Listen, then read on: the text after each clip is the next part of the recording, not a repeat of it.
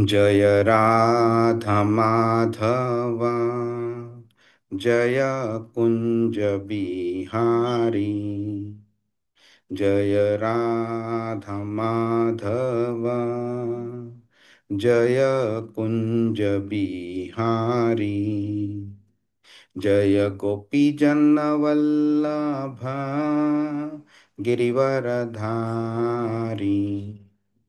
जय गोपी जन वल्लभ गिरिवरधारी। यशोदानंदन व्रज जन रंजन, यशोदानंदन व्रज जन रंजन। यमुना तीरा वनचारी, यमुना तीरा वनचारी।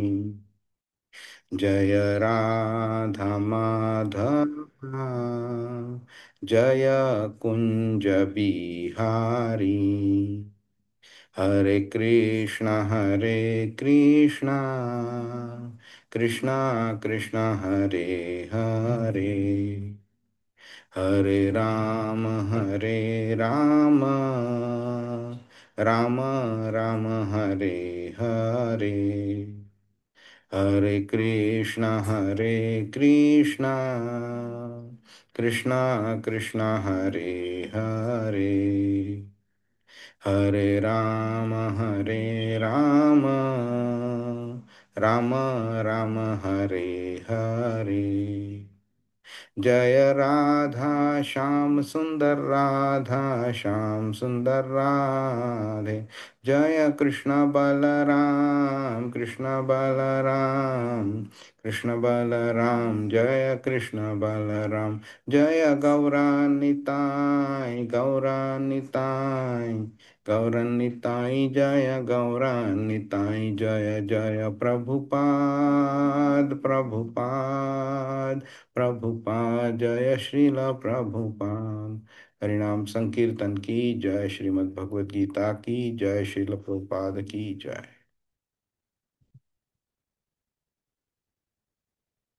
ॐ अज्ञानतिमिरान्धस्य ज्ञानाञ्जनशलाकया चक्षुरुन्मिलितं येन तस्मै श्रीगुरवे नमः। श्रीचैतन्यमनोभीष्टं स्थापितं येन भूतले स्वयं रूप कदा मह्यं ददाति स्वपदान्तिकं। वन्देऽहं श्रीगुरो श्रीयुतपदकमलं, श्रीगुरुन् वैष्णवांश्च श्रीरूपं साग्रजातं सहगणरघुनाथान्वितां तं सजीवं साद्वैतं सावधूतं परिजनसहितं कृष्णचैतन्यदेवं श्रीराधा कृष्णपादान् सहगण ललिता श्रीविशाखान्वितांश्च। हे कृष्ण करुणा सिंधु दीनबंधु जगत्पते गोपेश गोपिकान्त राधाकान्त नमोस्तुते। तप्त कांचन गौरांगी राधे वृंदावनेश्वरी वृषभानुसुते देवी प्रणमामि हरिप्रिये। वाञ्छाकल्पतरुभ्यश्च कृपा सिन्धुभ्य एव च पतितानां पावनेभ्यो वैष्णवेभ्यो नमो नमः। नमो विष्णुपादाय कृष्णपृष्ठाय भूतले श्रीमते भक्तिवेदांत स्वामिनिति नामिने नमस्ते सारस्वते देवे गौरवाणी प्रचारिणे निर्विशेष शून्यवादी पाश्चात्य देशतारिणे। जय श्री कृष्ण चैतन्य प्रभु नित्यानंद श्री अद्वैत गदाधर श्रीवासादि गौरभक्तवृंद। हरे कृष्णा कृष्ण कृष्ण हरे हरे, हरे राम राम राम हरे हरे। हरे कृष्णा। स्वागत आहे हरे आपल्या कृष्ण. सर्वांचं. कोणाला आठवतंय काय केलं आपण मागच्या आठवड्यात? हो कोण प्रभू, मागच्या आठवड्यात 7.16 केलेलं, 16 की 17, बहुतेक 16 केलेलं, 7.16. हा, काय होतं विशेष त्याच्यामध्ये? त्याच्यामध्ये आपण दुसरी कॅटेगरी बघितली, सुकृतानं. हम्म. आणि म्हणजे ज्यांची कृती कृष्ण भक्तीच्या मार्गाकडे आहे.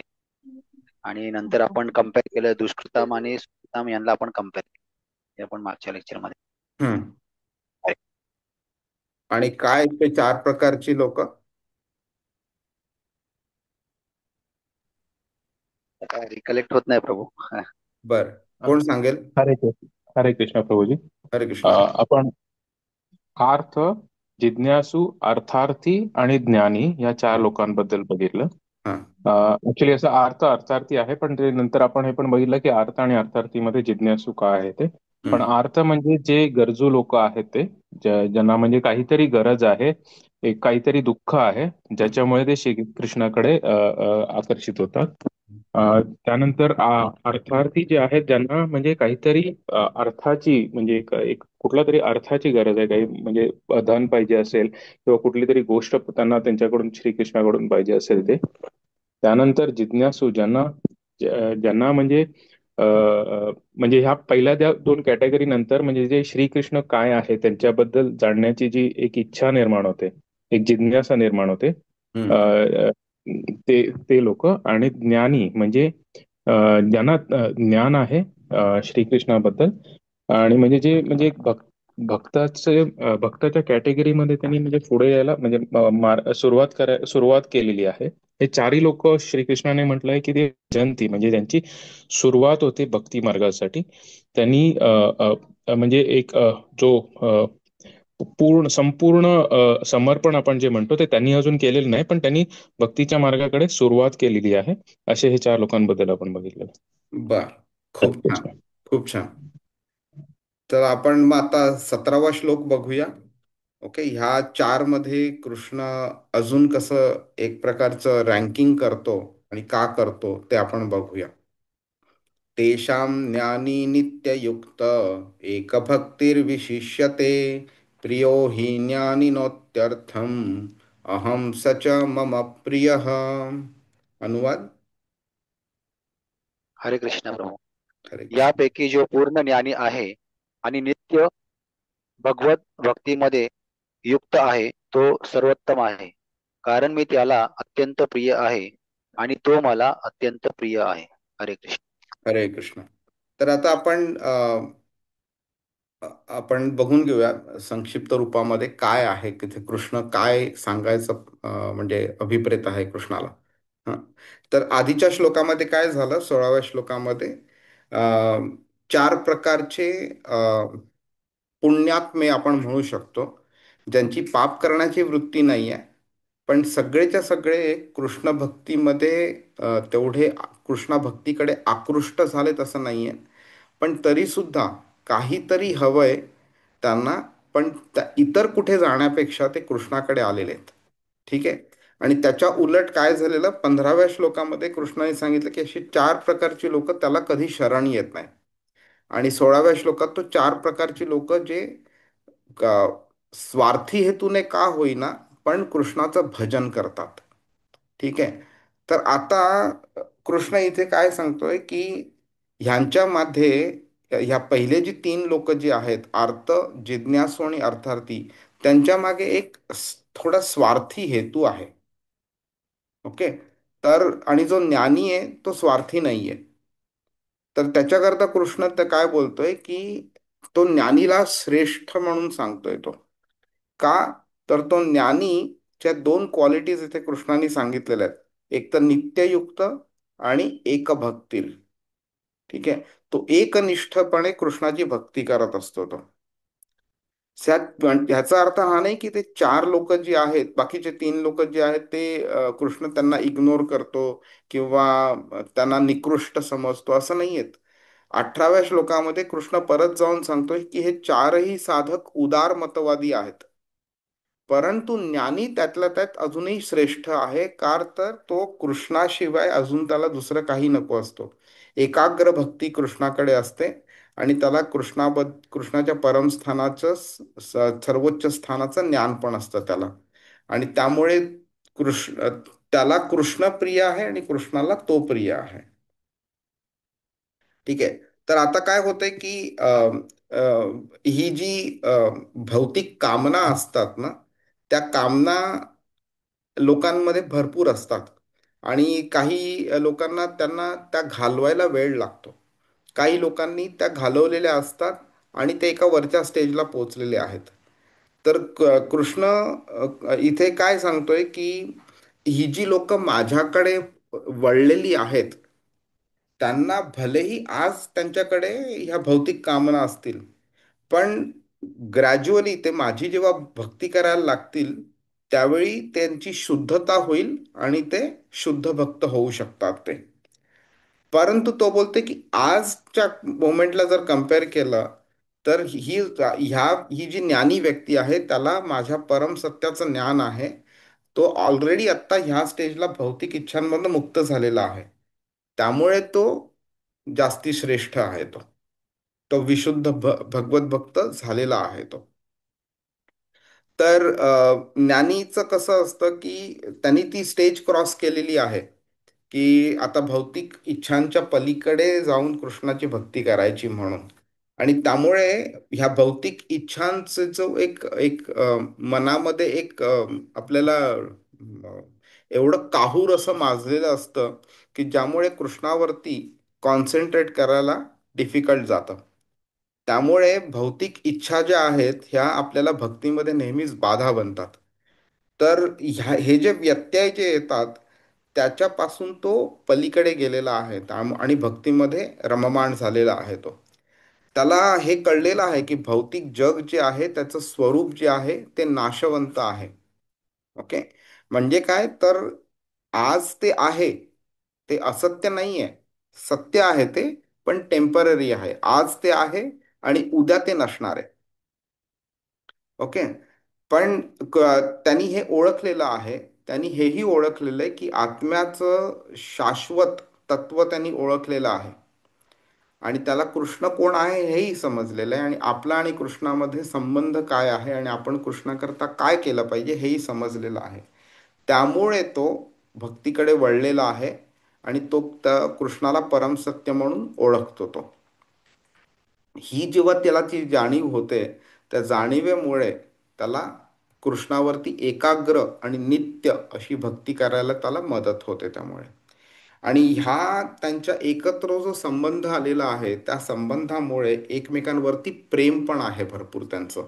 कृष्णाचं ज्ञानीवरती आणि ज्ञानीचं कृष्णावरती परस्पर असं भरपूर प्रेम आहे. आणि हे प्रेम कसं आहे तर कम पूर्णपणे निस्वार्थी प्रेम आहे ते. म्हणजे इतर जे तीन लोक जी आहेत ते कोण आहेत अर्थ जिज्ञासू आणि अर्थार्थी ह्यांचं कृष्णाकडनं त्यांना काहीतरी हवं आहे म्हणून ते कृष्णाकडे वळलेले आहेत. पण ज्ञानीचं तसं नाही आहे. ज्ञानीचं प्रेम निस्वार्थी आहे. ठीक आहे. तर आता आपण सारांश आता ऑलरेडी बघून घेतला आहे पण पटकन हे 4 पॉईंट्स बघून घेऊया आपण. तर एक 4 प्रकारच्या भक्तांचा उल्लेख केलेला आहे कृष्णाने आणि जे कृष्णाकडे वळतात. ओके. प्रत्येकाची प्रेरणा वेगळी वेगळी असते आणि त्या प्रेरणेमुळे तो कृष्णाकडे वळलेला असतो. ओके. पण त्याचा पॉझिटिव्ह पॉईंट चारही लोकांचा पॉझिटिव्ह पॉईंट असा आहे की त्यांच्यामध्ये पाप करण्याची प्रवृत्ती नाही आहे आणि त्यांची आध्यात्मिक प्रवृत्ती आहे त्यांची. त्या आध्यात्मिक प्रवृत्तीमुळे ते कृष्णाकडे वळलेले आहेत. जर का त्यांची पाप करण्याची प्रवृत्ती असती तर त्यांना जे इच्छित आहे ते इच्छित त्यांनी पाप मार्गाने पण त्यांनी मिळवायचा प्रयत्न केला असता पण ते तसं करत नाहीयेत. त्यामुळे कृष्ण त्यांना उदारमतवादी बोलतोय. ते 18व्या श्लोकात बोलतो तो. तरीसुद्धा ह्या पर्टिक्युलर स्टेजला बघितलं तर त्या तिघांच्या कम्पॅरिझनमध्ये ज्ञानीचं स्थान सर्वोच्च आहे. कारण त्यांनी कृष्णाकडे म्हणजे भौतिक इच्छेनी लक्ष वळवलेलं नाही आहे त्यांनी. आणि त्या ज्ञानीचं अजून एक कौतुक कृष्ण करतो की तो म्हणजे टेम्पररीली कृष्णाकडे आलेला नाही आहे. आपण बघून घेऊया थोड्या वेळाने की हे जे तीन लोक आहेत त्यांनी जे कृष्णाकडे लक्ष वळवलेलं आहे त्याच्यामध्ये ड्रॉबॅक काय आहे तो. ज्ञानी काय करतो ज्ञानी नित्ययुक्त आहे. आज उद्या परवा आणि कॉन्स्टंटली तो कृष्णाकडे वळलेला आहे. तो कृष्णापासून लांब आता जाणार नाहीये आणि त्याची निष्ठा जी आहे ती अविचल आहे. त्यामुळे कृष्णाला तो आवडतो आणि त्याला तो कृष्ण आवडत राहतो एकसारखा. म्हणून कृष्ण इथे बोलतो प्रियो हि ज्ञानी नो अत्यर्थम. हम्म. आणि बोलतो की कृष्ण जो आहे तो ज्ञानीला अत्यंत प्रिय आहे. म्हणून कृष्ण बोलतो अहम सच मम प्रिय. म्हणून ज्ञानी सुद्धा कृष्णाला तितकाच प्रिय आहे. आणि हे जे परस्पर जे प्रेम आहे ते ज्ञान तर आहेच पण भक्तीवरती आधारित आहे ते. त्यामुळे कृष्ण त्याला सर्वोच्च स्थान देतोय तिकडे. ठीक आहे. तर ह्या तिघांमध्ये, ह्या चौघांमध्ये ज्ञानीला कृष्ण श्रेष्ठ का समजतो? आता हे समजणं गरजेचं आहे हे. हं? तर पहिली गोष्ट म्हणजे जो ज्ञानी व्यक्ती असतो. हं? आता ज्ञानी आणि ज्ञानयोगी ह्या दोन वेगळी लोक आहेत. ठीक आहे. तर ह्या दोघांमध्ये काय फरक आहे हे आपण बघून घेऊया 2-4 स्लाइड्स नंतर. पण आत्ता तुम्ही ते समजेपर्यंत ज्ञानी ह्याला भक्त म्हणूनच समजा. तर भक्त म्हणून तुम्ही समजला तर ते ह्या गोष्टी, ह्या जे पॉइंट्स आहेत ते समजायला सोपं पडेल. आणि मग जेव्हा आपण ज्ञानी आणि ज्ञानयोगीचा डिफरन्स बघू, त्यावेळी तुम्हाला समजून येईल या दोघांमध्ये काय डिफरन्स. कारण बऱ्याच वेळा लोकांना ज्ञानी असं म्हटलं की त्यांना वाटतं की ज्ञानयोगी ह्या व्यक्तीबद्दल बोलतोय म्हणून. पण ज्ञानी डिफरंट आहे, ज्ञानयोगी डिफरंट आहे. तर कृष्ण सांगतोय की ही जी ज्ञानी आहे, म्हणजे हा जो भक्त जो आहे, तो भौतिक इच्छांपासून मुक्त आहे. ओके. तो बोलतो की बाकीचे 3 लोक पण चांगले आहेत, पुण्यात्मे आहेत ते. ओके. म्हणून ते कृष्णाकडे वळत आहेत. जर पापात्मे असते, पाप करण्याची वृत्ती त्यांच्यात जास्ती असती, तर कृष्णाकडे वळलेच नसते. ते पण 3 प्रकारचे चांगले आहेत. पण त्यांचा ड्रॉबॅक काय आहे की ही लोक टेम्पररीली कृष्णाकडे येतात. म्हणजे आता आर्त, म्हणजे ज्याला दुःख आहे भरपूर कोणत्या ना कोणत्या कारणाचं, मुलीचं लग्न होत नसेल, ऑफिसमध्ये प्रॉब्लेम असेल, जॉब नसेल, हे नसेल, ते नसेल, हा, किंवा शरीराची म्हणजे खूप दुःख असतील, कोणता आजार असेल मोठा, किंवा आपल्या मुलाला, बायकोला, मुलीला वगैरे, किंवा आई वडिलांना आजार असेल वगैरे. तर ह्या सगळ्या मानसिक आणि शारीरिक दुःख एवढं असतं की त्याला ते सहन करता येत नाही. आणि मग तो भौतिक इच्छेपोटी तो कृष्णाकडे वळतो. बरं. आता हे झालं ज्ञानीचं. जिज्ञासूचं कसं असतं की त्याला खूप जिज्ञासा असते, कृष्णाबद्दल असो किंवा बाकी आध्यात्मिक गोष्टींबद्दल असो. एकदा त्याची जिज्ञासा त्याची शमली त्याची, की तो कृष्णाकडे नंतर बोलू शकतो की हे जे तू सांगितलं ते मला पटलं नाहीये, तू सांगण्याचं काम केलं, मी ऐकण्याचं काम केलं, बस आता ठीक आहे. असंही होऊ शकतं. आणि मग नंतर तोही कृष्णाकडे नंतर मान वळवू शकतो कृष्णापासून. आणि अर्थार्थीचं पण तेच असतं. पैसा, धन, लाभ, कोणत्या ना गोष्टीमुळे त्यांना हवं असतं, ते मिळालं की नंतर टाटा बाय बाय. त्यामुळे ह्यांचं काय होतं या तिघांचं, इन अ हाय प्रोबॅबिलिटी, जेव्हा त्यांची दुःख किंवा त्यांची जी गरज जी आहे, भौतिक इच्छा जी आहे ती पूर्ण झाली, की नंतर ते कृष्णापासनं लांब जायला चालू करतात. म्हणजे असं नाही आहे की त्यांना कृष्ण कोण आहे हे समजलेलं नाही आहे. असंही नाही आहे की ते मुद्दामून फक्त स्वार्थ साधण्याकरता कृष्णाकडे आलेत आणि आता मुद्दामून कृष्णाला बाय बोलतायत. असं नाही आहे. पण त्यांचं काय होतंय की भौतिक गोष्टींमध्ये ते इतके रममाण झालेले असतात आणि भौतिक गोष्टींमुळे त्यांचं आकर्षण कृष्णापासून इतकं लांब गेलेलं असतं की त्यांना कृष्णाची आठवण फक्त डिफिकल्ट सिच्युएशनमध्येच येते. बाकीच्या वेळी ते कृष्णाला म्हणजे इग्नोर करतील. असं नाही की अपमान करतील कृष्णाला किंवा अवहेलना करतील किंवा नास्तिक बनतील, असं नाही आहे ते. ते तसेच राहतात. फक्त काय आहे की टेम्पररी गरज आहे म्हणून कृष्णाकडे वळायचं, गरज फुलफिल झाल्यानंतर मग कृष्णापासून लांब जायचं. तर त्या ह्या ड्रॉबॅकमुळे कृष्ण बोलतोय की ज्ञानी जास्ती चांगला आहे. का तर त्याच्या ज्ञानीची जी भक्ती आहे ती 2 क्वालिटीज आहेत त्याच्यामध्ये, नित्ययुक्त आणि एकभक्ती. नित्ययुक्त म्हणजे मला आज भौतिक प्रॉब्लेम असो नसो, हां, मी कृष्णाचीच भक्ती करणार, कॉन्स्टंटली भक्ती करणार. आणि एकभक्ती म्हणजे असं नाही आहे की बाबा काल केली आज नाही, किंवा आज आज कृष्णाची करणार आणि आज गुरुवार म्हणून कोणाची करणार, आज शुक्रवार म्हणून कोणाची करणार आणि आज शनिवार म्हणून कोणाची दुसऱ्याची करणार. तर तसं नाही आहे. ते कृष्णाची म्हणजे फक्त कृष्णाचीच भक्ती करतील. आणि आज पण करतील, उद्या पण करतील, काल पण केली होती, चांगल्या सिच्युएशनमध्ये सुद्धा करतील, डिफिकल्ट सिच्युएशनमध्ये सुद्धा करतील, नॉर्मल सिच्युएशनमध्ये पण करतील. त्यामुळे ह्या नित्ययुक्त आणि एकभक्ती ह्या 2 क्वालिटीज मध्ये मुळे तो कृष्णाच्या भक्ती सेवेमध्ये नित्य युक्त असतो. आणि म्हणून कृष्णाला तो जास्ती आवडतो. ओके. तर ह्या जे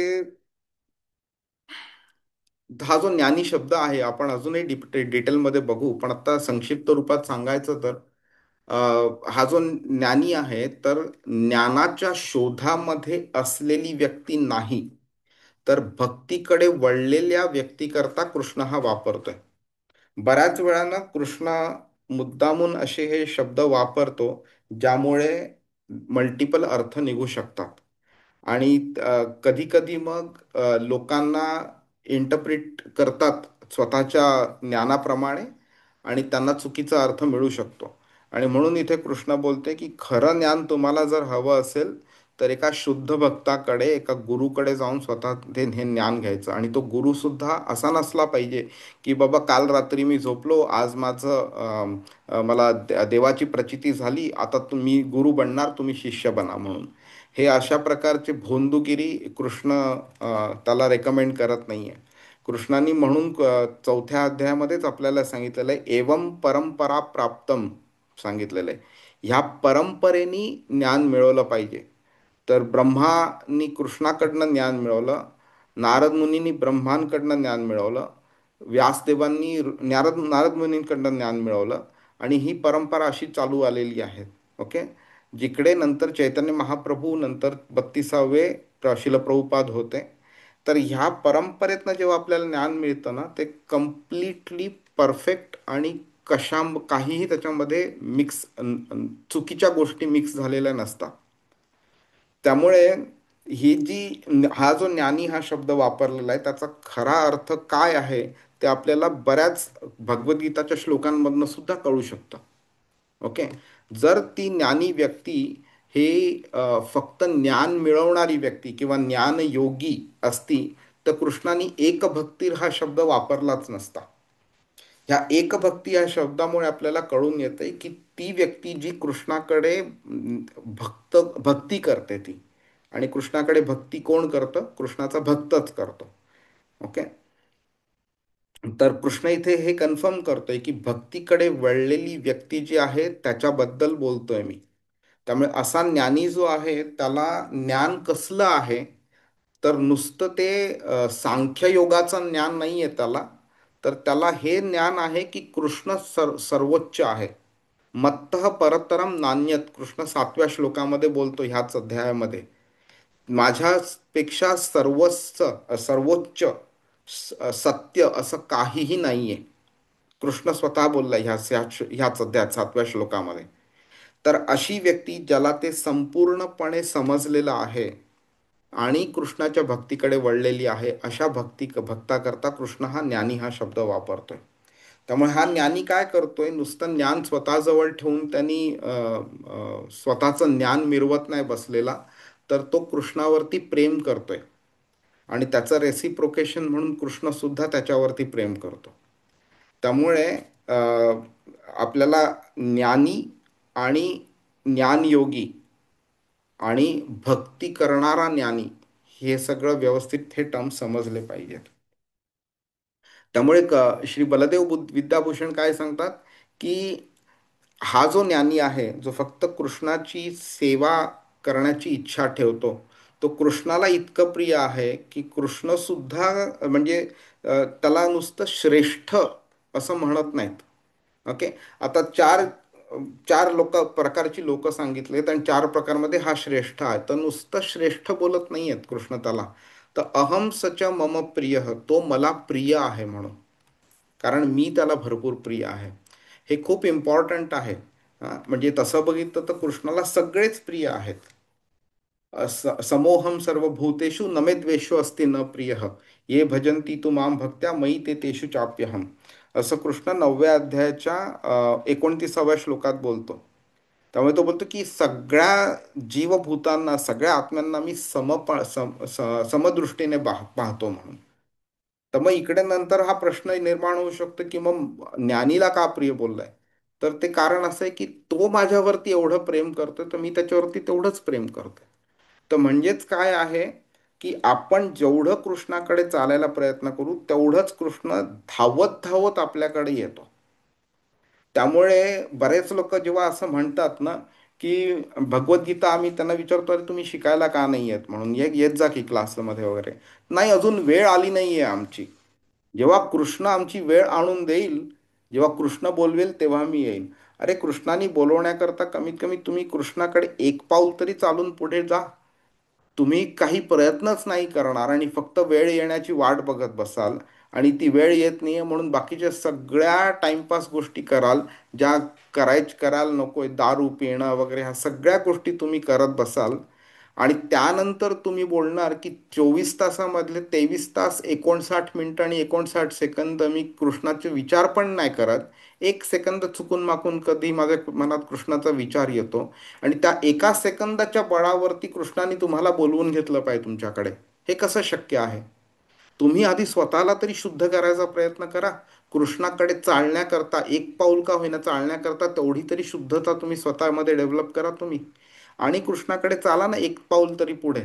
मग कृष्ण का नाही तुमच्याकडे 10 पावलं धावत येईल मग? तो कृष्ण इकडे तेच सांगतोय की आईला जर का दोन मुलं असली, एक मुलगा स्वतःच्या खेळण्यामध्ये रममाण झालेला आहे आणि दुसरा मुलगा कंटिन्युअसली आईकडे धावत येतोय, आईकडे चालत येतो, आईला मिठी मारतोय, तर आई कोणत्या मुलाला आपल्या कडेवरती घेईल आधी? आई साहजिक आहे, जो धावत येतोय त्यालाच आधी घेईल. आई त्या दुसऱ्या मुलाकडे दुर्लक्ष नाही केलेलं. आईला काय तो कमी प्रिय असा नाहीये. आईला दोन्ही मुलं तेवढीच प्रिय आहेत. पण आई त्या मुलाला आधी कडेवरती जास्ती घेते आणि आधी त्याला आलिंगन देते, जो मुलगा आधी आईकडे धावत येतोय.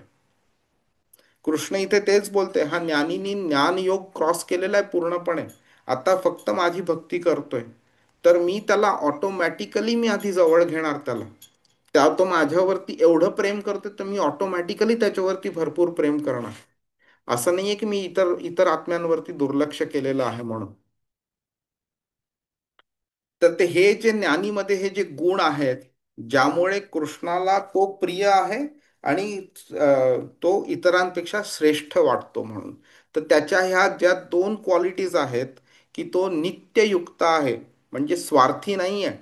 माझ्याकडे काही भौतिक गरज असो किंवा भौतिक गरज नसो, मी कृष्णाला सोडणार नाही.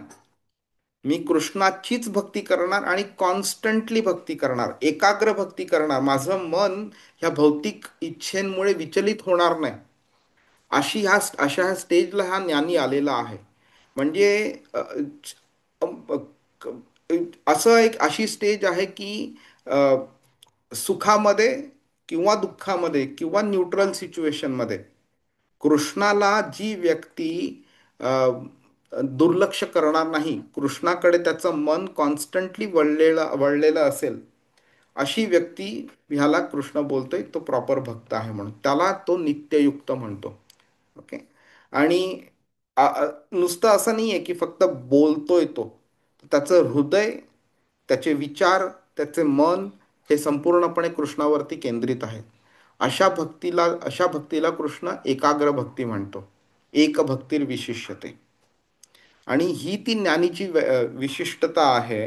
त्यामुळे कृष्ण बोलतो की तो मला जास्ती प्रिय आहे. आणि ज्ञानी हे कसं करू शकतो? तर हे जे भौतिक इच्छा असतात ना आपल्या मनामध्ये, की आता मला गाडी हवी आहे किंवा मला मोठा नवीन जॉब हवा आहे, प्रमोशन हवं आहे, मला हे हवंय ते हवंय वगैरे, हे सगळे जे भौतिक इच्छा असतात ना, ते आपल्या भक्तीमध्ये एक व्यत्यय आणतात. ती स्थिर राहत नाही. मग कॉन्स्टंटली काय होतं, जेव्हा जेव्हा कृष्णाचा विषय विषय निघतो किंवा भगवद्गीतेचं ज्ञानाबद्दल डिस्कशन होतं किंवा श्रीमद भागवतम असो किंवा चॅन्टिंग असो किंवा पूजा करो कृष्णाची किंवा कथा ऐको किंवा कीर्तन ऐको, काही ऐको, काही असो, कॉन्स्टंटली हे मनामध्ये हे दुसऱ्या गोष्टींबद्दलचे विचार निर्माण व्हायला चालू होतात आणि त्याच्यामुळे भक्तीमध्ये स्थिरता राहत नाही आणि मग आसक्ती भौतिक गोष्टींकडे हळूहळू वाढायला चालू होते. तर कृष्ण काय बोलतोय की ही जी ज्ञानी व्यक्ती आहे त्यांनी ही स्टेज क्रॉस केलेली आहे आणि ह्या भौतिक आसक्तीपासनं तो मुक्त झालेला आहे तो. ठीक आहे. त्यामुळे काय होतं की एखाद्या गोष्टी मिळाली तर मला लाभ होईल किंवा नाही मिळाली तर मला तोटा होईल, किंवा उलट बघितलं तरी एखादी गोष्ट मला नको असलेली गोष्ट जर का मला मिळाली तर तोटा होईल मला, किंवा माझ्याकडे ती गेली नाही तर सुद्धा मला त्रास होईल त्याचा. तर ही अशा प्रकारची जी भीती असते मनामध्ये, ज्याच्यामुळे आणि ही भौतिक इच्छांमुळे ही भीती निर्माण झालेली असते, त्या भीतीमुळे त्याची आध्यात्मिक मार्गावरची जी प्रगती आहे, ती त्याचा पेस आहे तो कमी कमी होतो. हं? आणि नंतर तो मार्गावरनं विचलित पण होऊ शकतो. पण ही जी ज्ञानी व्यक्ती आहे त्याने ही स्टेज क्रॉस केलेली आहे. लाभ हानी, फायदा तोटा वगैरे ह्या सगळ्या गोष्टी तो बघत नाही. जी पण गोष्ट कृष्ण भक्तीमध्ये त्याला पुढे नेऊ शकते, ती गोष्ट तो करतो. ज्या पण गोष्टीमुळे त्याला कृष्ण भक्तीपासून लांब जावं लागेल, त्या सगळ्या गोष्टी तो अवॉइड करतो. त्याला भौतिक गोष्टींची आसक्ती नसते, कारण तो ती आसक्ती कृष्ण भक्तीपासून त्याला लांब नेऊ शकते. त्यामुळे कृष्णाची सेवा तो निरंतर करत राहतो आणि कृष्णाबद्दल इच्छा ठेवतो नेहमी, ज्यामुळे भौतिक इच्छा त्याच्या डोक्यामध्ये येत नाहीत. आणि हे तो का करू शकतो, कसं करू शकतो? कारण त्याला कृष्ण हा सर्वोच्च आहे ह्याचं ज्ञान मिळालेलं आहे, त्याची संपूर्ण जाणीव झालेली आहे त्याला. ठीक आहे. कृष्ण हे परम आध्यात्मिक सत्य आहे. कृष्णापेक्षा वरती काहीही नाही, कोणीही नाही, ह्या सत्याची त्याला जाणीव झालेली आहे. मत्तः परतरम नान्यत, कृष्ण बोलतो माझ्यापेक्षा सर्वश्रेष्ठ असं काहीही नाहीये. हं? आणि हे जेव्हा त्याची ती ओळख पडते, त्यावेळी त्याचं हृदय संपूर्णपणे भक्तीने भरलं जातं त्याचं. कारण कृष्णावरती प्रेम आणि कृष्णाची सेवा हाच सर्वात श्रेष्ठ आणि शुभ प्रयत्न आहे. त्यामुळे कृष्ण त्याला विशिष्यते हा शब्द वापरतो, की तो नॉर्मल व्यक्ती नाही आहे, तो स्पेशल व्यक्ती आहे तो. ओके. त्यामुळे तो कृष्ण इतरांपेक्षा ज्ञानीला श्रेष्ठ ठरवतो तो. आणि अशा प्रकारे जेव्हा तो आध्यात्मिक प्रगती करत राहतो, त्यावेळी तशी त्याचं कृष्णाशी एक अनन्य, साधारण आणि उदात्त असं एक संबंध निर्माण होतं त्याच्याशी, म्हणजे कृष्णाबरोबर.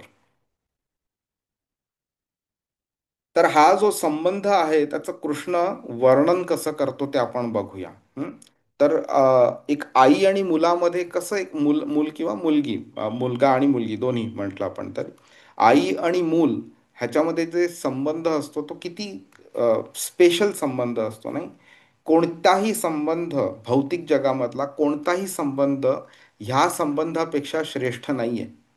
आई, एक एक आई आपल्या मुलावरती ज्या पद्धतीने प्रेम करते, त्या प्रकारचं प्रेम, त्या प्रकारचं निस्वार्थ प्रेम कोणतीही व्यक्ती कोणत्याही दुसऱ्या व्यक्तीला किंवा कोणत्याही दुसऱ्या संबंधाला त्याप्रमाणे प्रेम करू शकत नाही. हे आपण स्वतः सुद्धा बघतो दररोज. हं? तर कृष्ण काय तेच बोलतोय, की माझं आणि माझ्या भक्ताचं एकमेकांवरती हे असं प्रेम आहे, की आम्ही दोघं एकमेकांना भरपूर प्रेम करतो. तो मला भयानक प्रिय आहे आणि त्याला मी भरपूर प्रिय आहे. हे परस्पर प्रेम जे आहे ना, हे एकमेकांचा संबंध दर्शवतो आपल्याला.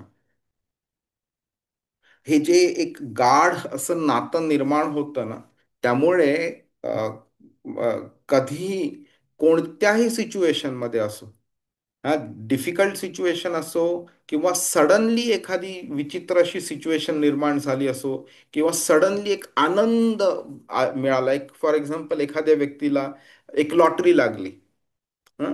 किंवा एखाद्या व्यक्तीला अचानकपणे असा काहीतरी बेनिफिट मिळालेला दिसला, तर पहिली गोष्ट म्हणजे त्याला कृष्ण आठवतं.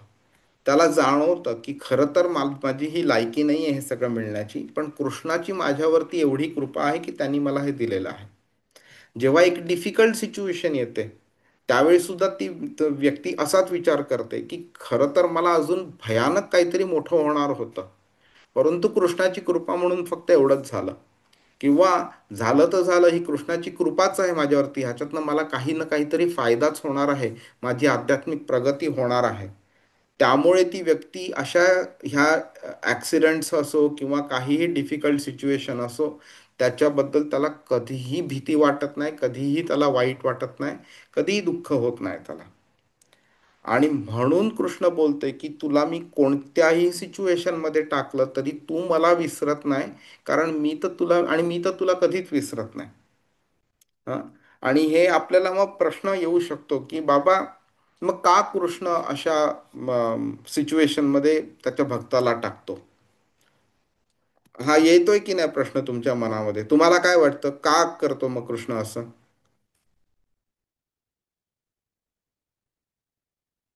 कोण सांगेल? कृ- कृष्णाकडे आपलं लक्ष जावं आणि कृष्णाची भक्ती आपण जास्तीत जास्त करावी, म्हणून असे प्रसंग येतात. बरोबर. आणि अजून? बरोबर, हे तर एक छान कारण आहेच. अजून एक कारण आहे.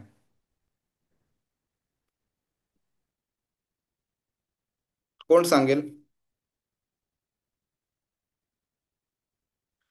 ते आहे ना आपल्या मराठीमध्ये एक म्हण, लेकी बोले सुना लागे. हं? तर जेव्हा सुनेला शिकवायचं असतं, त्यावेळी सासू काय करते? स्वतःच्या मुलीला दोन शब्द बोलते. ज्याच्यामुळे सुनेला कळून येतं काय आहे ते, काय करायचं काय नाही ते. तर इथे कृष्ण आपल्या भक्ताला मुद्दामून असा सिच्युएशन मध्ये टाकतो, ज्याच्यामुळे बाकीच्या लोकांना समजून येतं की बाबा आपण कसं वागलं पाहिजे आणि आपण कसं नाही वागलं पाहिजे. हं. तर बाळ प्रल्हाद, प्रल्हाद महाराज आपण म्हणतो त्यांना. प्रल्हाद महाराजांना हिरण्यकशिपूनी एवढा त्रास दिलेला आहे, श्रीमद भागवतम मध्ये आपण वाचाल, एवढा त्रास दिलेला आहे की आपण इमॅजिन पण नाही करू शकणार. एक 5 वर्षाचा मुलगा, कोणतंही पाप करत नाहीये मुलगा, कोणालाही कसलीही हानी पोहोचवत नाहीये, पण त्या मुलाला माउंटनवरनं, डोंगरावरनं धक्का मारून खाली पाडलंय त्यांनी. एका सापाच्या, विषारी साप एक नाही तर भरपूर असे साप त्यांच्या खोलीमध्ये त्याला डांबून ठेवलेलं. त्याला उकळत्या तेलामध्ये घातलेलं आहे त्याला. 5 वर्षाचा मुलगा, त्याला हत्तीच्या पायाखाली घालायला लावलेलं आहे त्याला. होलिका म्हणून त्याची बहीण होती, जिला वर मिळालेला ब्रह्माकडनं की तुझं शरीर कधीही आगीमुळे जळणार नाही. तर ती त्याला मांडीवर घेऊन बसली आगीमध्ये, की म्हणजे त्याचं शरीर जळून जावं पूर्णपणे. तरी सुद्धा त्याच्या शरीराला एक खरचटला नाही त्याला, कुठेही त्याला काही त्रास झाला नाही. तर मग हा प्रश्न पडू शकतो की का केलं हे कृष्णाने? पण आज आपल्याला कळून येत आहे की प्रल्हाद महाराजांनी हे केलं, त्यामुळे आपल्याला कळतं की भक्ती कोणत्या सिच्युएशन मध्येही आपण असलो तरी आपण सोडायची नाही भक्ती. आणि त्याच्यामुळे नुसतं नरसिंहदेवांचं नाही, तर जेव्हा जेव्हा नरसिंहदेवांचा विषय निघतो, त्यावेळी प्रल्हाद महाराजांचा विषय ऑटोमॅटिकली निघतो. नरसिंहदेवांचा अवतार प्रल्हाद महाराजांच्या शिवाय इनकम्प्लीट आहे. नरसिंहदेव आलेच होते फक्त प्रल्हाद महाराजांकरता. त्यामुळे भगवानांच्या अवताराला सुद्धा आपण भक्तामुळे ओळखतो. हे ते भक्ताचं महात्म्य झालं. आणि ते जे महात्म्य आहे, ते महात्म्य तेव्हाच होऊ शकतं जेव्हा ते एवढ्या डिफिकल्टीज थ्रू जातात. आणि ह्यातनं आपण काय शिकू शकतो? की एवढ्या सगळ्या डिफिकल्टीज इमॅजिन करा, उकळत्या तेलामध्ये घातलेलं आहे. आपल्याला जेव्हा छोटीशी जेवण बनवताना किंवा पूजा करताना जर का गरम काडी, दिवा लावताना जर आपल्याला भाजलं थोडंसं, तरी आपल्याला केवढं जळतं. आगीमध्ये घेऊन बसलेली ती होलिका त्याला उकळत्या तेलामध्ये घातलेलं आहे. गरम जेवण थोडंसं आपल्या तोंडात गेलं तरी जीभ भासते आपली. उकळत्या तेलात घातले तरी पण त्यांनी भक्ती सोडली नाही. आणि त्या पर्टिक्युलर सिच्युएशन मध्ये असताना सुद्धा भक्ती सोडली नाहीये. आमचे इस्कॉनचे एक संन्यासी आहेत, हिजोलने जयपताका स्वामी महाराज, त्यांनी ही कथा सांगताना त्यांनी हे सांगितलेलं की जेव्हा त्याला डोंगरावरनं त्याला ढकललं, त्यावेळी खाली पडेपर्यंत थोडा वेळ तर लागतोच. पण त्या संपूर्ण वेळेमध्ये इमिडिएटली काय कृष्णाने हात नाही घातला आणि त्याला वाचवलं नाही. त्याला अगदी खालपर्यंत येऊन दिलं आणि नंतर हात घालून त्याला वाचवलेलं आहे. आणि त्याला कृष्ण बघत होता की ह्या संपूर्ण प्रवासामध्ये त्याला जाणीव आहे की आपल्याला फेकलेलं आहे डोंगरावरती, आपण खाली पडणार, आपल्याला शरीराला खूप त्रास होणार, वेदना होणार आणि आपण मरणार. हे जाणीव असताना सुद्धा त्यांनी कृष्ण भक्ती सोडली नाही. त्यांनी ओम नमो भगवते वासुदेवाय हा कंटिन्युअस जप त्याचा चालू होता. आणि लास्ट मुमेंटला संपूर्ण त्याची टेस्ट घेतल्यानंतर मग कृष्णाने हात घालून त्याला वाचवलेलं आहे. तर आपण आपल्याला स्वतःला कम्पेअर करायचं, ती एवढूस जरा खर्चटलं किंवा एवढूस जरा काय प्रॉब्लेम झाला जीवनामध्ये, तर आपण देवाला चार शिव्या घालतो. लोक चार शिव्या घालतात. हा, चार पैशांचं नुकसान इकडे तिकडे झालं तर, अरे निर्दया, तू असं कसं करू शकतो, हे असे लगेच कृष्णाला प्रश्न विचारणारी लोक उपटसुंभ निर्माण होतात. हा, तर आपल्याला हे कळलं पाहिजे की जेव्हा जेव्हा हे भक्त त्यांच्या भक्तीमुळे कसं वागायचं आणि कसं नाही वागायचं हे शिकवतात आपल्याला, त्यावेळी त्या भक्तांची जी पर्सनॅलिटी आहे, त्यांचं जे कॅरेक्टर आहे ते दिसून येतं आणि त्या कॅरेक्टरमधनं आपण काहीतरी शिकायला पाहिजे. म्हणून कृष्ण त्या भक्तांना अशा इन्सिडेंट्स थ्रू घालतो.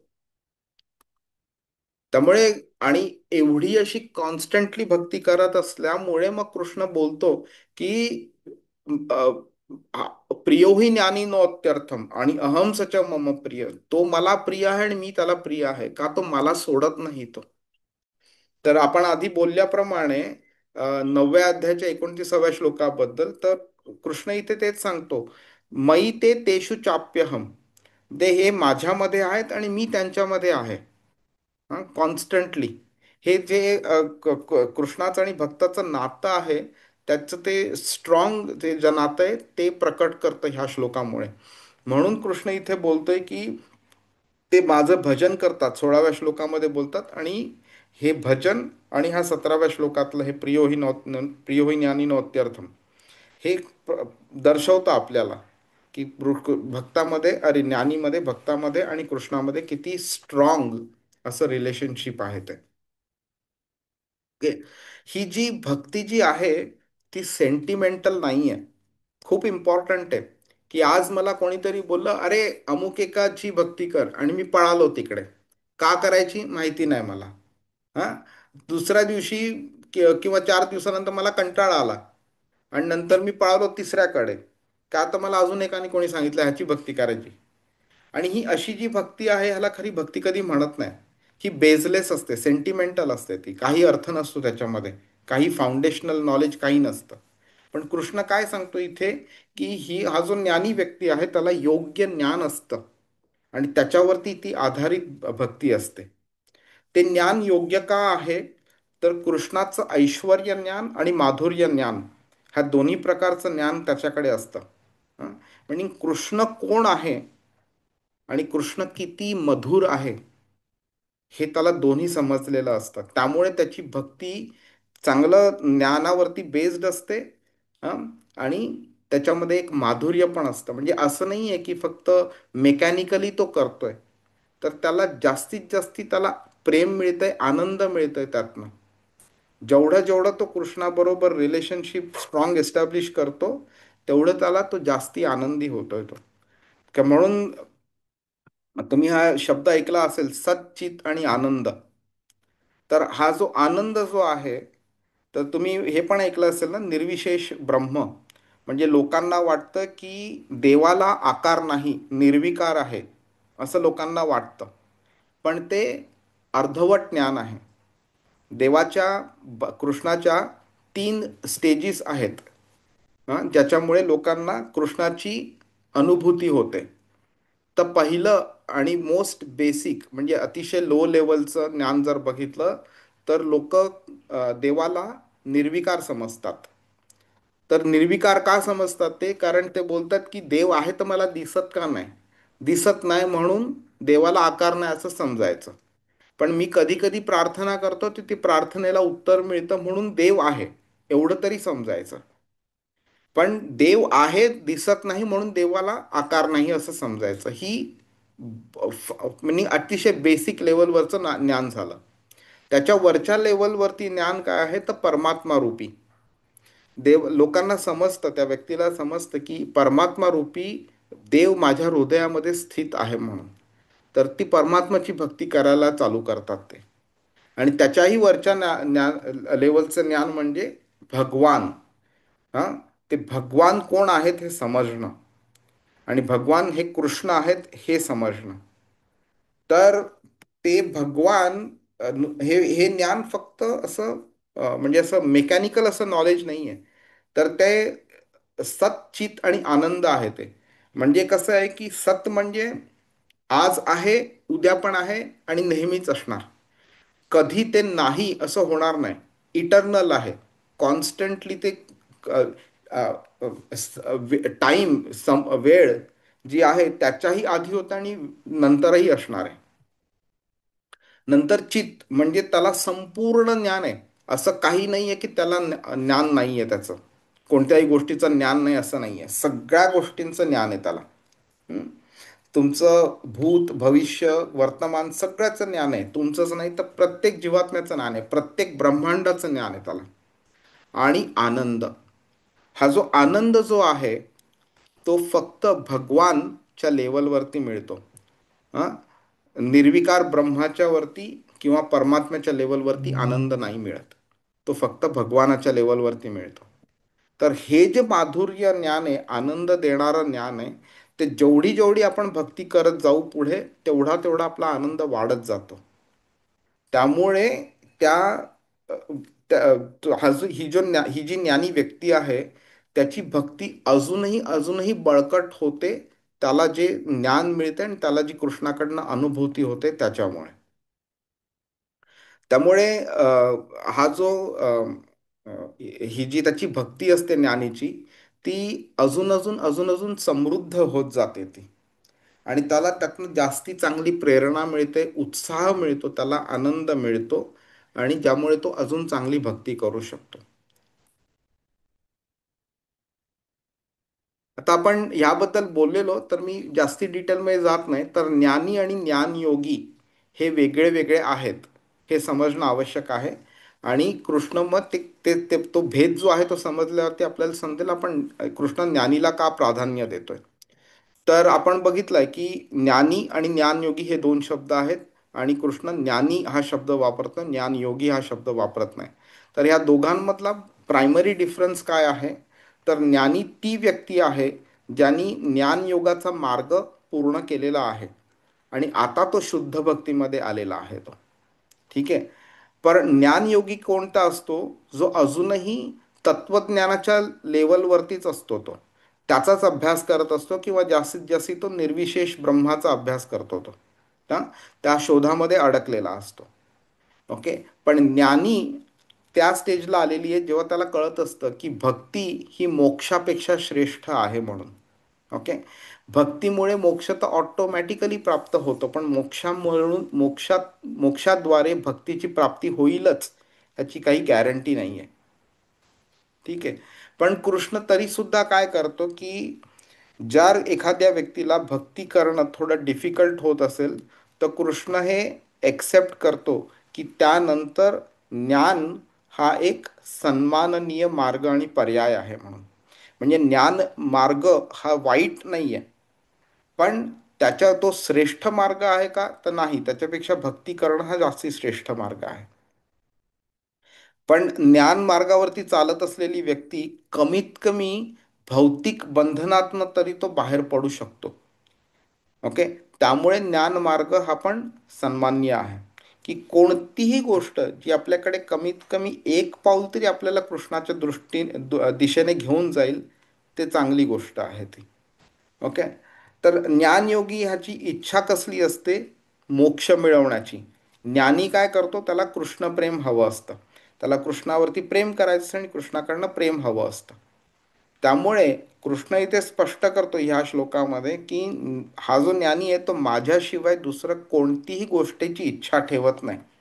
आणि हा निस्वार्थ भाव जो ज्ञानीमध्ये आहे, तो निस्वार्थ भाव ज्ञानयोगीमध्ये नाही आहे. ज्ञानयोगीची एक तरी कमीत कमी स्वार्थ आहे की त्याला मोक्ष हवा असतो. त्याला भौतिक कोणतीही गोष्ट नको असते, पण त्याला कमीत कमी मोक्ष तरी हवा असतो. ज्ञानी काय बोलतोय, तू मला कोणत्याही प्रकारचं शरीर दे, पण मला तुझी भक्ती करण्यापासनं लांब ठेवू नकोस. नारद मुनी नारद मुनी कंटिन्युअसली भक्ती करत असतात. ते पाताळात सुद्धा जेव्हा जातात तेव्हा सुद्धा तिकडे भक्तीच करत असतात. ते तिकडे लोकांना प्रचार करतात कृष्णाबद्दल. त्यामुळे तो हा नाही असं नाही म्हणत कृष्णाला की अरे काय रे, मी पाताळात का मला जायला सांगतोयस तू म्हणून. पाताळ तर चांगलं नाही आहे. तर कृष्णाला ते तसं नाही विचारत. ते पाताळात सुद्धा जातात तेव्हा भक्तीच करत राहतात तिकडे. त्यामुळे कृष्ण आपल्याला कोणत्या शरीरामध्ये कधी कशा प्रकारचा कुठल्या लोकामध्ये जन्म देतो इट डज नॉट मॅटर. ह्या ब्रह्मांडात देव, दुसऱ्या ब्रह्मांडात देव, वैकुंठात देव, कुठेही देव, पण कृष्णाचे चरण सोडता कामा नये, ही कमीत कमी अपेक्षा आपण ठेवावी. आणि असं ही जी अपेक्षा आहे ती निस्वार्थी अपेक्षा आहे. वेरॅज ज्ञानयोगीची अपेक्षा जी असते ती मोक्षाची असते, जी स्वार्थी अपेक्षा असते. भागवतमध्ये सुद्धा शुकदेव गोस्वामी म्हणतात की जो ज्ञानी कृष्णाशिवाय सगळ्या गोष्टींना निरर्थक समजतो तो खरा ज्ञानी. हं? चतुश्लोकी भागवतम सुद्धा तेच सांगितलेलं आहे कृष्णाने, की जेव्हा जे जे सुद्धा गोष्ट भौतिक असो किंवा आध्यात्मिक असो, जी पण गोष्ट माझ्याशी कनेक्टेड नाही आहे ती निरर्थक आहे, ती अस्थायी आहे, हे कृष्ण सांगतो. त्यामुळे अ, अ, ज्ञानी प्रत्येक गोष्टीला कृष्णाशी रिलेट करतो, प्रत्येक गोष्टीला कृष्णासाठी वापरायचा प्रयत्न करतो. ज्ञानयोगी काय करतो, त्याला पण ज्ञान असतं, भौतिक गोष्टीकडे वळायचं नाही, त्याला ज्ञान असतं, पण तो फक्त ब्रह्मसाक्षात्कारपर्यंत थांबतो. तो त्याच्या पुढे जाण्याचा तो प्रयत्न करत नाही. आणि जेव्हा तो जायचा प्रयत्न करतो, जे आपण 8व्या अध्यायात बघू त्याबद्दल, त्यावेळी तो कृष्णाची भक्ती करायला चालू होतो आणि अशी व्यक्ती कृष्ण बोलतो की मग नंतर तो भक्त बनायला लागतो तो मग तो. त्यामुळे ज्ञानी ही जी स्टेज आहे ती ज्ञान योगीची स्टेज त्यांनी ऑलरेडी क्रॉस केलेली आहे त्यांनी. हरे कृष्ण. हम्म. आणि मग ही जी भौतिक गोष्टीपासून आध्यात्मिक मार्गापर्यंत चालत जाणं आणि आध्यात्मिक उद्दिष्ट गाठणं, हे जे आहे त्याची समज कशी निर्माण होते, तर भौतिक ह्या गोष्टी आहेत त्याला ते क्षणभंगूर आहेत हे आपल्याला प्रॉपरली समजलं पाहिजे, विश्वास बसला पाहिजे, त्याप्रमाणे आपण ॲक्शन्सही घेतली पाहिजे. आपण एक आत्मा आहोत, आत्मा शाश्वत आहे, ती ओळख झाली पाहिजे आपल्याला. ह्या क्षणिक गोष्टी ज्या असतात ह्यांच्याकडे आपल्याकडे आपण जेवढं जास्ती आणि जेवढं लवकर दुर्लक्ष करू, ते आपल्या आध्यात्मिक प्रगतीकरता त्याचा फायदा होतो आपल्याला. आणि नंतर म्हणजे ह्या मार्गावरती चालताना आपल्याला हेही समजलं पाहिजे की कृष्ण हा आध्यात्मिक सर्वोत्तम सत्य आहे, त्याच्यापेक्षा वरती काही नाही म्हणून. तर कृष्ण हे आपण भक्तवत्सल म्हणून ओळखतो कृष्णाला. हं. तर कृष्ण सुद्धा काय करतो की भक्तांवरती भरपूर प्रेम करतो आणि कृपा पण करत असतो, म्हणून आपण कृष्णाला भक्तवत्सल म्हणून म्हणतो. तर आपण कृष्णाला ते द्यायचं जे कृष्णाला हवं आहे ते. आपण कृष्णाला ते नाही द्यायचा प्रयत्न करायचा किंवा ते आपण मिळवायचा प्रयत्न नाही करायचा ज्याची कृष्णाला गरज नाही आहे किंवा कृष्णाला त्याची म्हणजे त्याची आवश्यकता नाही आणि कृष्णाला एक्सपेक्टेड पण नाही की आपण ते करू. लाईक फॉर एक्झाम्पल, आई जेव्हा मुलाला जेवण देते तर आई हे नाही बोलत की बाबा आज मी तुझ्याकरता अमुक एक पदार्थ केलाय का तर ते मला आवडतं खायला म्हणून. आई तसं नाही बघत. आई काय बघते, मुलाला ते द्यायचा प्रयत्न करते जे मुलाला आवडेल खायला. बरोबर. तर कृष्णाला सुद्धा आपण प्रेम करताना तसं प्रेम करायचं जे कृष्णाला हवं आहे. तर कृष्णाला कसली गरज आहे, भक्तीची गरज आहे, कृष्णाला ज्ञानाची गरज नाही आहे. 9व्या अध्यायाच्या 26व्या श्लोकामध्ये कृष्ण बोलतो, पत्रम पुष्पम फलम तोयम योमे भक्त्या प्रयच्छती तदहम भक्ती उपृतम अश्नामी प्रयतात्मना. कृष्ण बोलतो की कोणत्याही व्यक्तीने जर का मला एक फूल किंवा फळ किंवा पान म्हणजे तुळशीचं पान किंवा कोणतंही पान किंवा पाणी जरी एवढं साध्या क्षुल्लक गोष्टी जरी दिल्या तरी मी त्याचा स्वीकार करतो, जर का ते मला भक्ती भावाने आणि प्रेमाने दिलेलं असलं तर. त्यामुळे कृष्णाकडे हे जे झाडं फळं फुलं वगैरे आहेत ही आपली मालकीची नाहीच आहेत, ती प्रकृतीची मालकीची आहेत आणि प्रकृती कृष्णाची सेवक आहे ती. त्यामुळे त्याचीच गोष्ट आपण त्याला देतोय, आपण स्वतःहून असं निर्माण करून काही दिलं नाहीये. त्यामुळे कृष्ण काय बोलतोय, तुम्ही माझीच गोष्ट जर मला देताय तर त्याच्यात तुम्ही मोठी गोष्ट मोठं असं काय करता. जेव्हा लोक अगदी प्रौढ होतात, म्हणजे प्रौढीने एकदम आणि गर्वाने कृष्णाला लाख लाख रुपये डोनेट करतात वेगळ्या वेगळ्या टेम्पल्समध्ये, त्यावेळी त्याच्यामध्ये भक्ती असतेच ह्याची गॅरंटी नाही आहे. एक त्यांना त्यांच्या ऐश्वर्याचं एक प्रदर्शन पण करायचं असतं. पण कृष्ण काय बोलतोय की हे जे पैसे आहेत ते मीच तुम्हाला दिलेले आहेत, माझ्यामुळेच तुमच्याकडे आलेत, तेच तुम्ही मला परत देता, त्याच्यात तुम्ही गर्व कसला करताय तुम्ही? त्यापेक्षा तुम्ही मला प्रेमाने द्या, ते मी घेईन तुमच्याकडनं, कारण त्याची मला गरज आहे. मला तुमच्या पैशाची गरज नाही आहे, कारण ते तुमचे नाहीच आहेत पैसे, ते माझेच आहेत, ते माझीच गोष्ट मला देत आहे. तर जेव्हा हे ज्ञान पण आहे कृष्णाबद्दलचं, ते सगळं ज्ञान कृष्णाकडे ऑलरेडी आहे, ते एक ज्ञान कृष्णाकडनंच बाकीच्या लोकांना मिळालेलं आहे. तर कृष्णाला बद्दलचं जर आपल्याला ज्ञान असेल तर त्या ज्ञानाची कृष्णाला गरज नाही आहे. कृष्णाला फक्त भक्तीची गरज आहे. त्यामुळे भक्ती कृष्णाला देणं, ज्ञान देण्याची आवश्यकता नाही आहे, भक्ती देणं ही महत्त्वाचं ठरतं.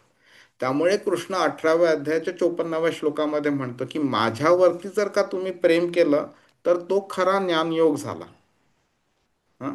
त्यामुळे ज्ञानयोगी आत्मसाक्षात्कारामुळे मुळे समाधानी होतो, पण जो खरा ज्ञानी असतो तो कृष्ण सेवेमध्ये समाधान मिळवतो आणि त्यातनं तृप्त होतो. म्हणून तो कृष्णाला अतिप्रिय आहे आणि कृष्ण त्याला अतिप्रिय आहे. त्याला हे जे इकडे असं कन्क्लुजन म्हणून आपण बघून घेऊया की मोक्ष शोधणारा जो ज्ञानयोगी आहे त्या ज्ञानयोगीबद्दल कृष्ण इथे बोलत नाही आहेत, त्याचा उल्लेख करत नाही आहेत. ओके. तर ते अशा ज्ञानीचा उल्लेख करतात ज्याला भौतिक जगताचं नश्वरता जाणवलेली आहे आणि शुद्ध असा आध्यात्मिक असा त्याच्याकडे हेतू असतो, म्हणून तो कृष्णाकडे वळलेला आहे. जो ज्ञानी सगळ्या भौतिक इच्छांपासून मुक्त आहे, त्याला कृष्णाला जाणून घेण्याची आणि त्याच्यावरती प्रेम करण्याची इच्छा असते आणि संपूर्ण निस्वार्थी भावाने तो कृष्णाला प्रेम करतो, कृष्णाला आनंद देतो आणि म्हणून त्याला कृष्णाकडनं प्रेम मिळतं, कृष्णाकडनं आनंद मिळतो, हा त्याचा परस्पर संबंध दोघांचा निर्माण होतो.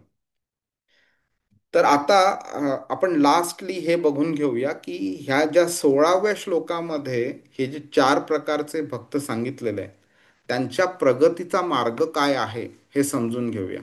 तर आता ह्या श्लोकामुळे असा एक समज निर्माण होऊ शकतो, एक चुकीचा समज असा निर्माण होऊ शकतो की बाबा मग बाकीचे 3 लोक ते काय कृष्णाला प्रिय नाही आहेत का? आणि किंवा जरी प्रिय असले तर मग ते कसे पुढे जातील भक्ती मार्गामध्ये? तर ते जाणून घेणं इम्पॉर्टंट ठरतं की बाकीचे हे 3 लोक कसे प्रगती करतील. तर ज्ञान जेव्हा प्राप्त होतं, की ज्ञान कोणतं असतं की आपण हे भौतिक शरीर नाही, आपण आत्मा आहोत. हं? आणि आत्मा शरीर बदलत राहतो आणि एका स्टेजला आपल्याला हे शरीर काय सगळंच भौतिक जगत सोडून जायचं आहे. ही जेव्हा अनुभूती होते त्यावेळी त्याची आध्यात्मिक ज्ञान त्याची प्रगती होते आणि त्याला एका सर्टन स्टेजला संपूर्ण ज्ञानाची प्राप्ती होते. त्यावेळी त्याला काय समजतं, भौतिक आणि आध्यात्मिक मधला फरक समजतो आणि आध्यात्मिक वरती म्हणजे अगदी लोएस्ट लेवलवरती निर्विशेष ब्रह्म त्याचं ज्ञान आणि त्याची प्राप्ती होते त्याला. पण हे संपूर्ण नाही आहे, त्याच्यापेक्षाही वरती काय आहे. तर अशा प्रकारे जेव्हा शुद्धता वाढते त्यावेळी एका स्टेजला त्याला समजतं की भगवंत कोण आहेत आणि निर्विशेष ब्रह्म काय आहे ते. आणि त्यावेळी त्याला जाणवतं की आपण भगवंतांचे सेवक आहोत, म्हणून ही जाणीव होते त्याला. आणि भगवंतांची स्वरूप समजल्यावरती त्याला एक हाय लेवलचा साक्षात्कार होतो आणि मग त्याची भक्ती स्टार्ट होते त्याची. ओके. ही अशी भक्ती करत गेल्यावरती सुद्धा अजून शुद्धता वाढते त्याची. नंतर तो काय होतो, शुद्ध भक्त जे असतात त्यांची संगत प्राप्त करतो आणि ही संगत प्राप्त केल्यानंतर तो भौतिक आध्यात्मिक त्याची उन्नती होत राहते. आणि हे सगळे प्रकारचे जे लोक आहेत जे जिज्ञासू आहेत, पीडित आहेत म्हणजे आर्त आहेत, किंवा अर्थार्थी म्हणजे भौतिक उन्नतीच्या मागे लागलेली लोक आहेत आणि ज्ञानी सुद्धा, ह्या मार्गावरती चालत राहिल्यावरती त्यांची शुद्धता वाढत जाते. आणि सुरुवातीला ती अवस्था कशी असते की भगवंतांचं ज्ञान आपल्याला मिळतं, पण नंतर ग्रॅज्युअली आपण जशी भक्ती करत राहतो त्यावेळी संपूर्ण ज्ञान मिळतं आणि मग नंतर मग आपण भगवंतांना प्रिय होतो, आपल्याला भगवंत प्रिय होतात आणि एकमेकांमध्ये हा निस्वार्थ प्रेम इतका होतो की बाकी कोणत्या गोष्टीचं कसलाही म्हणजे त्याच्यात ह्या रिलेशनशिपमध्ये बाकी कोणत्याही गोष्टीचा इंटरफेरन्स होत नाही. आणि हा तो प्रगतीचा मार्ग झाला. हरे कृष्ण. तर ही जी शुद्धता प्राप्त होते त्याच्यातनं मग नंतर ते प्रेम इतकं उत्कट होतं, इतकं वाढत जातं की आपलं सुद्धा म्हणजे आपण ह्या भौतिक जगाच्या तर पलीकडे गेलेलोच असतो, पण त्याच्यामध्ये सुद्धा भरपूर ग्रेडेशन्स आहेत. आपण जसं डिटेलमध्ये जाऊ त्यावरती बोलू, पण त्यानंतर सुद्धा भक्त अजून अजून अजून अजून हायर लेवलला स्टार्ट होतो पुढे जायला. हरे कृष्ण. तर आज आपण थांबूया इकडेच आणि 18व्या श्लोकामध्ये म्हणजे पुढच्या श्लोकामध्ये कृष्ण बाकीच्या तिघांना सुद्धा कसं त्यांचे गुणगान गातो ते पण बघून घेऊया. म्हणजे असं नाही की बाकीचे तीन त्याला प्रिय नाही आहेत, ते पण प्रिय आहेत आणि त्यांची तारीफ तो पुढच्या श्लोकात करतो, ते आपण बघून घेऊया. हरे कृष्ण. कोणाला काही प्रश्न आहे का? प्रभू एक प्रश्न आहे मला. हा. हरे कृष्ण. ज्ञानी व्यक्ती जो आहे ते कळलं मला, पण त्याच्या जीवनात पण समजा कधी अडी अडचणी आल्या, जसं तो ग्रहस्थ असला, त्याला कुठे जॉब मध्ये किंवा जसं तुम्ही बोला मुलीचं लग्न, तर अशा प्रकारे तो कसं हँडल करतोय सिच्युएशन? म्हणजे तो इग्नोर करतो देवाच्या, भगवंताच्या पूर्ण त्याच्यावर विश्वास असतो, की कसं करतो, की ते मागणी करतो की माझं हे दूर कर, ते हँडल कसं करतो सिच्युएशन? आणि पहिली गोष्ट म्हणजे ना प्रभू, ही ज्ञानी ही जी व्यक्ती आहे ना, ही ह्या स्टेजमधनं क्रॉस झालेली असते ऑलरेडी. त्याला ती स्टेज रिअलाईज झालेली असते की हे भौतिक गोष्टी आहेत ह्या क्षणभंगूर आहेत म्हणून. आनंद असो किंवा दुःख असो. तर दुसऱ्या अध्यायाच्या 14व्या श्लोकात सांगितलेलं आहे ना की जसे ऊन, पाऊस, वारा, हिवाळा वगैरे कसं येत राहतात, जात राहतात, ज्याचा आपला त्यांच्यावरती काही कंट्रोल नसतो, त्याचप्रमाणे आपल्या जीवनात ह्या अडीअडचणी येतात आणि जातात. कोणतंही सुख परमनंटली राहत नाही, कोणतंही दुःख परमनंटली राहत नाही. तर ह्या स्टेजमधनं ती ज्ञानी व्यक्ती ऑलरेडी क्रॉस केलेली असते. त्यामुळे ज्या काही गोष्टी डिफिकल्ट का हो, कितीही असो डिफिकल्ट, जे काही गोष्टी आपल्या जीवनात घडत आहेत त्यावेळी त्याला जाणवत असतं की ह्या गोष्टीवरती कृष्णाचा संपूर्ण कंट्रोल आहे. त्याला जर नको असती तर ही गोष्ट घडलीच नसती आणि त्याला हवी आहे म्हणून ही गोष्ट घडते. त्यामुळे जे होते ते चांगलंच होतंय. त्यामुळे त्याला कधीच ह्या गोष्टीबद्दल असं वाईट वाटत नाही की अरे का असं कृष्ण करतो मला, हे अशा प्रकारचे विचार येत नाहीत. त्यांनी ती स्टेज ऑलरेडी क्रॉस केलेली असते. त्यामुळे त्यांनी संपूर्ण स्वतःच्या जीवनाचा कंट्रोल कृष्णाच्या हातात दिलेला असतो आणि कृष्ण त्याला जसा हवा तसा त्याप्रमाणे त्याच्या जीवनाला वळवत असतो आणि त्याला अजून अजून अजून अजून शुद्ध भक्त बनवत असतो तो.